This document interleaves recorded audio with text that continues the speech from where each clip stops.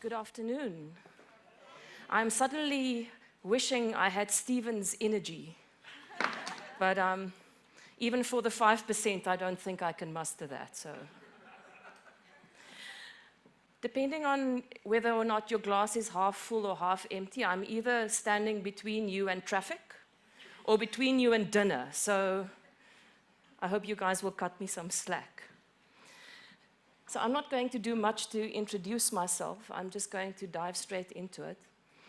Maybe just one thing that you need to know about me. I come from the natural sciences.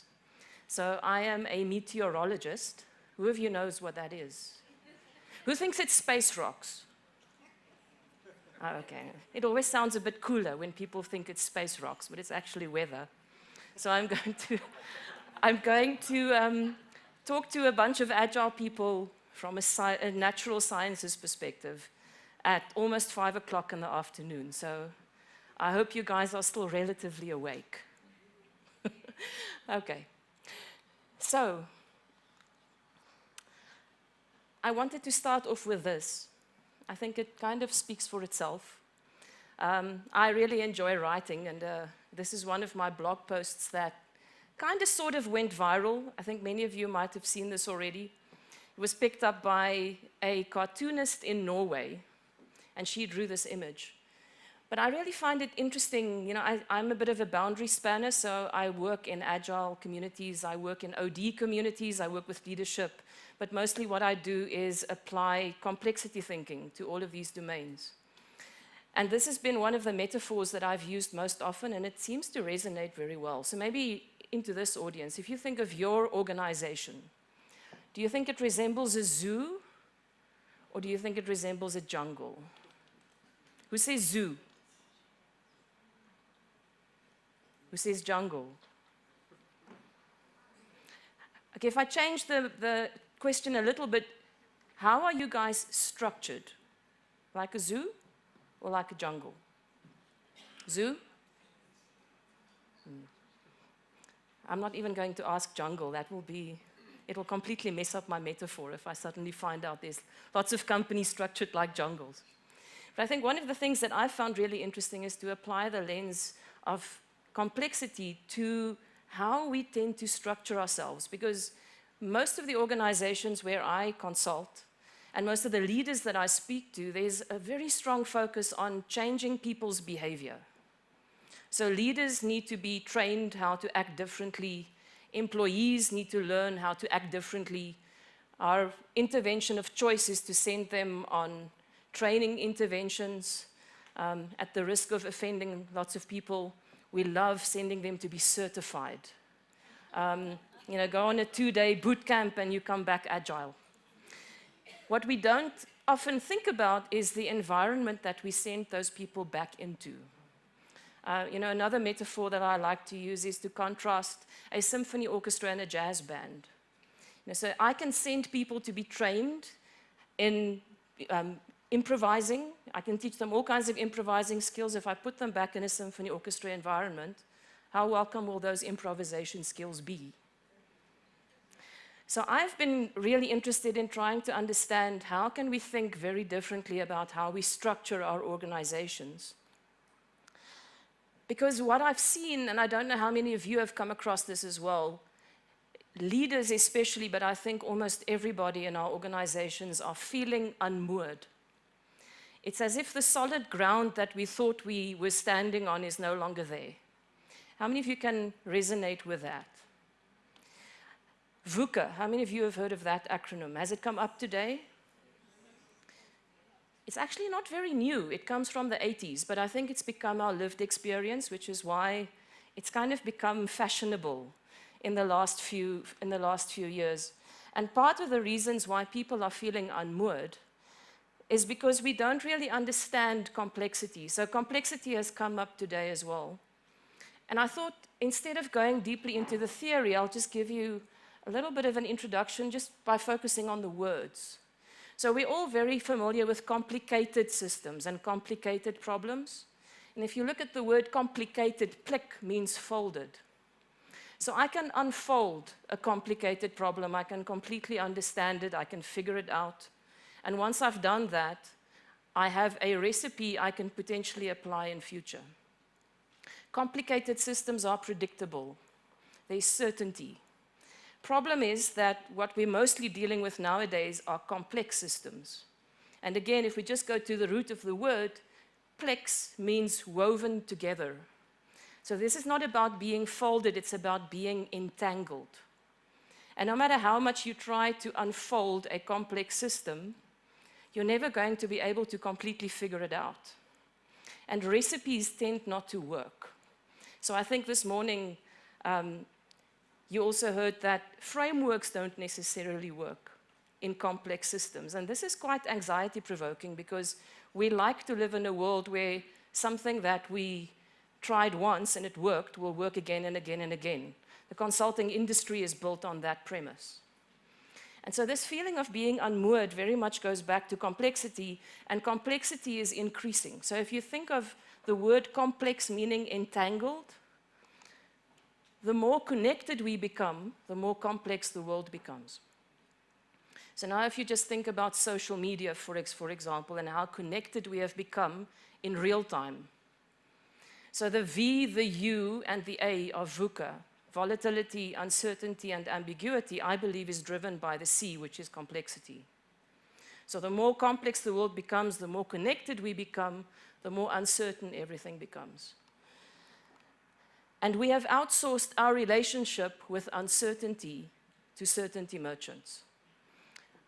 I went back to my roots there. This was me preparing for a trip to Sweden last week. I didn't want to face the uncertainty of not knowing what's waiting for me, so I went to a weather app. Not that it was particularly accurate, but there are entire industries around based on being certainty merchants. So if you think, for example, of the insurance industry, it's all based on providing certainty. And I think very often what happens is we project certainty merchants. We are expecting our leaders to be certainty merchants for us. We are expecting people who work in organizational change and transformation to be certainty merchants for us because we have lost the ability to be in uncertainty. And I believe this is a problem. I think that what we need to do is to befriend uncertainty because it is just how the world is. I think we all know if we drive out the gates, we can't really predict what will happen to us on our way home, but when we step over the threshold into the workplace, we tend to think that we're dealing with suddenly all of this certainty and predictability, and we can forecast into the future and we can have a 3-year plan, and that is simply not how the world works. So the problem is that based on this need for certainty and stability, we have become perfectly optimized for a context that is very fast disappearing.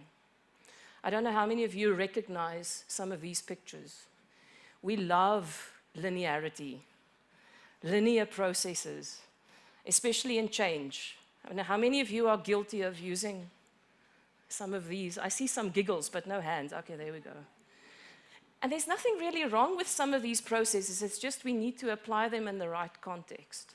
One of the funniest cartoons that I've seen, how many of you know the Kubler-Ross grief curve? You know that one? Yeah. I saw a cartoon not too long ago where they had the very nice linear curve. It's like a bit like Theory U. Everything is so nicely predictable, but in real life, it looks like this complete. And we all know it's true. It's like, for example, like the previous speaker said, politics just is. But we try and pretend that it's not there. And it's the same with uncertainty and unpredictability. So what do we do? Because our structures have started to shape us. So we need to think radically differently, and we need new lenses to help us look at how we're structuring very differently. And so complexity is one lens, but something that I've become really interested in the last few months is in the notion of flow. So has flow come up today at all? How many of you work with value streams, Kanban and Lean? So there's a lot of talk about flow around, but I believe that it is a little bit too narrow. So I want to live up to my name, more beyond, and see if I can get you guys to think a little bit more broadly about this concept of flow. And maybe if we put those lenses on, we can really start looking at the world differently. So the first thing that I wanted to just make a point is that human life, everything about our lives, if you really think about it, is about flow. So as we age, as we go from toddlers to old age, we are flowing through time. Not just humans, organizations as well. Somebody said this morning that we need to understand that organizations will not last forever.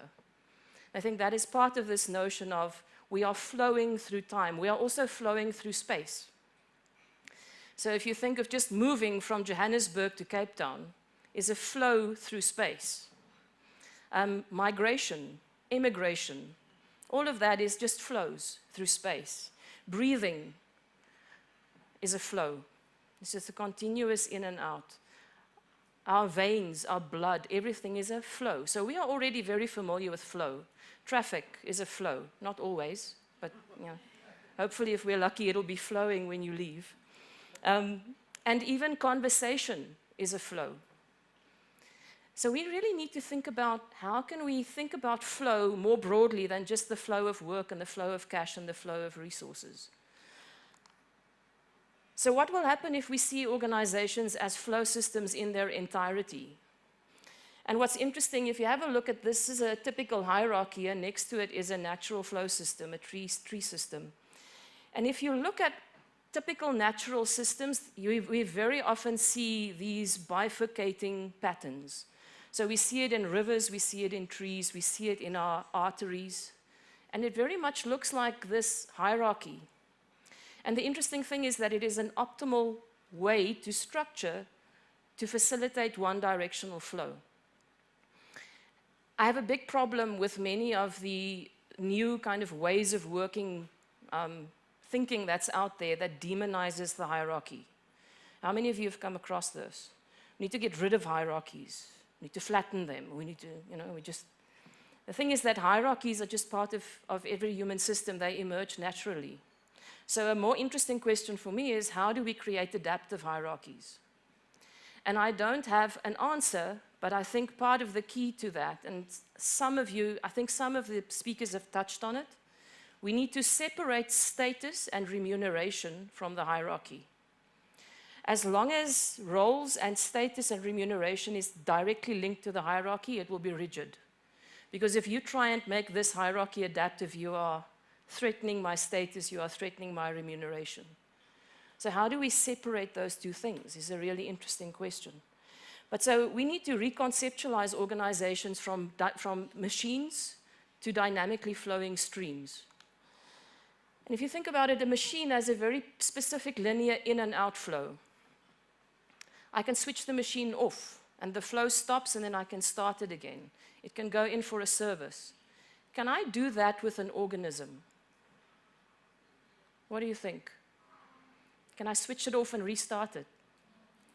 Can I do it with an organization?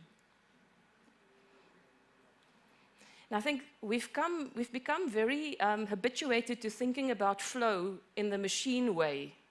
So we map it as very linear. Value streams flow through our organizations in a very linear way. We think of particular in and out flows. But in an organization, I think very much like in an organism, everything that matters flows. And now we need to broaden our thinking. So what about the intangible flows, like relational flows, like power flows, like flows of authority? All of these things, sometimes when we focus so much on enabling workflow, we actually undermine some of the other flows that make the organization safe and that make it effective. So the constraints that we put in place determines what can flow and how it flows. And I think this is another thing that needs reframing, is the idea of constraint. Because we tend to think that constraints are limits. A constraint is almost like a straitjacket that means that we can't do something. But if you think about it, if there's no constraint, then, for example, if you think of traffic, if we didn't have constraints in traffic, it couldn't flow. If we didn't all know that we need to drive on the left-hand side of the road, there would just be chaos.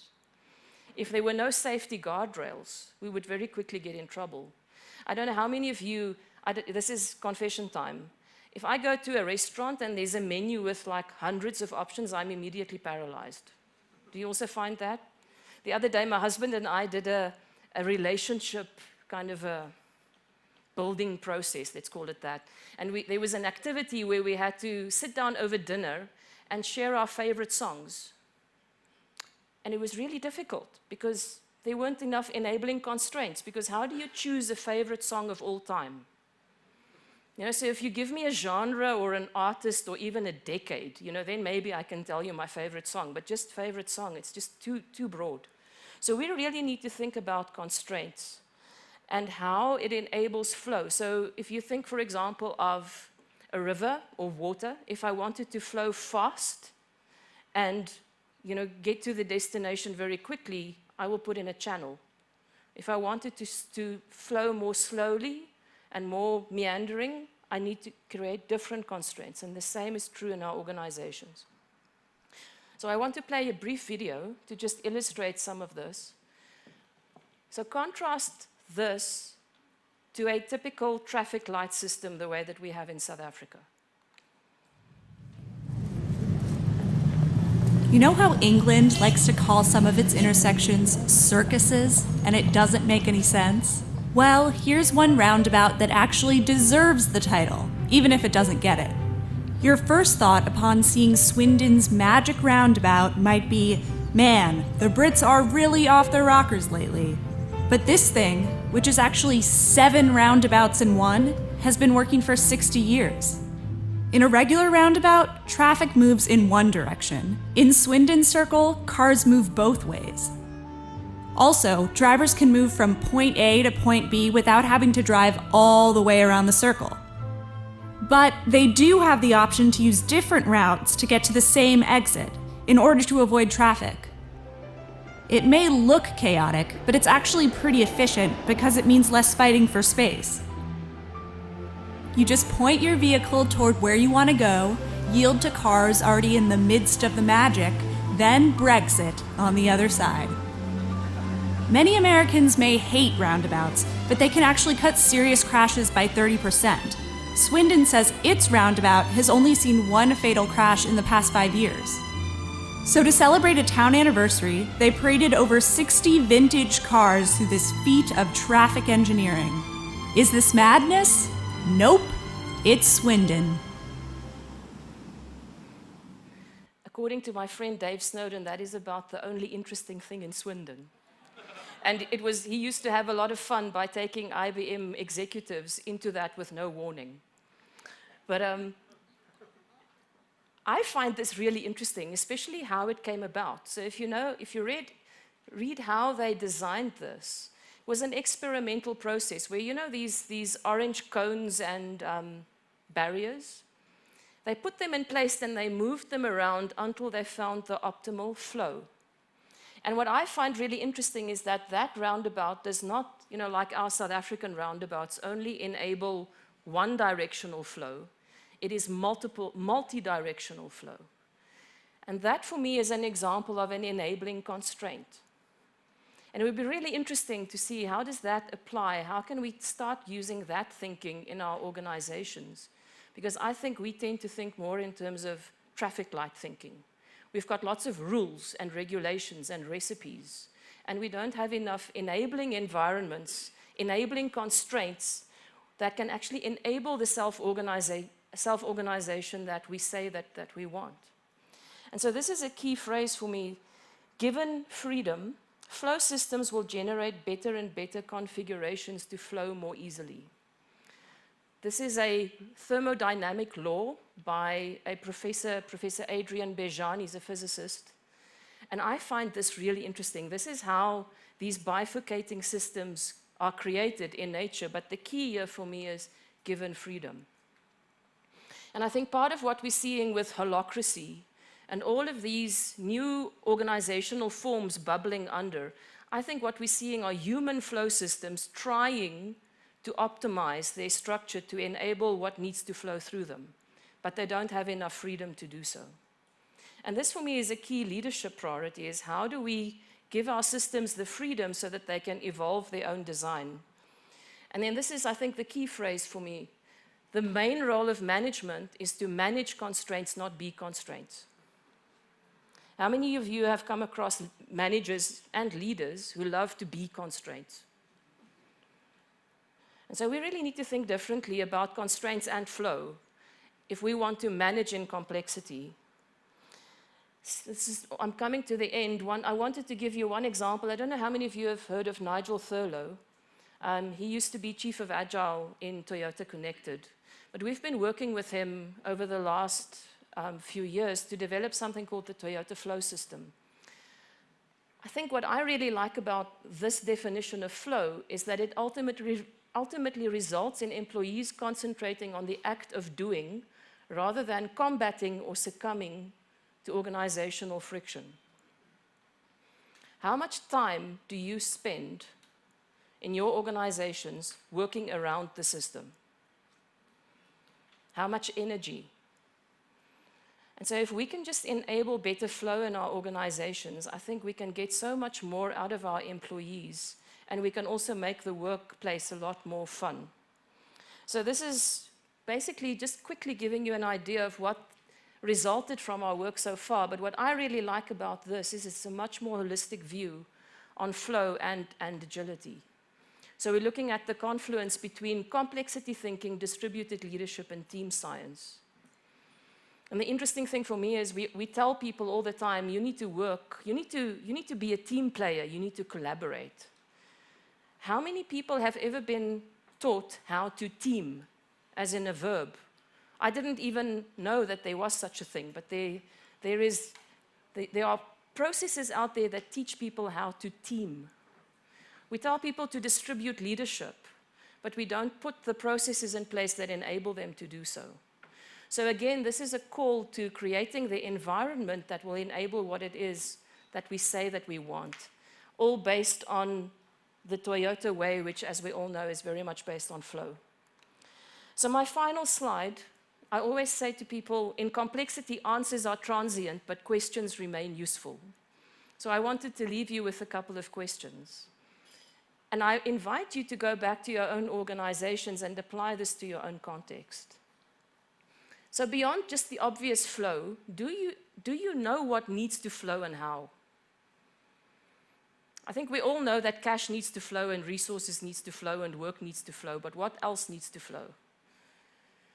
Do we think broadly enough about it, or does a narrow focus on linear flows undermine intangible nonlinear flows? I think sometimes we get so focused on lean processes and managing constraints in the theory of constraints way, we completely forget about human flows, relationships, power, authority, all of these things that we can't see, knowledge flows, information flows. Do we consider these when we think about organization design? Do we allow enough difference and tension to enable flow? It's really interesting. If everything is flat, nothing can flow. You need a gradient for something to flow. And so we tend to manage to make everything the same and to remove all tension, and then in the end, there's no option for transformation and nothing can flow. So can we nurture diversity? Do rigid constraints block or disable flow instead of enabling it? Or does a lack of constraint cause keys flow to dissipate? This is really interesting. I've worked on many teams where they have no sense of direction, they've got no idea where the boundaries are, and in the end, nothing flows through that team. And we think it's a good thing to remove all constraint. But actually, we need a certain level of constraint for something to be able to flow.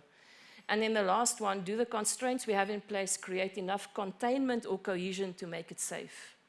You'll see this with children. If they don't know where the boundaries are, they don't feel safe. If you tell me you need to experiment, you need to fail fast, you've heard, all of you have heard that. You know, we say we need enabling roles. So we're not going to tell you exactly what your role is, it needs to be enabling.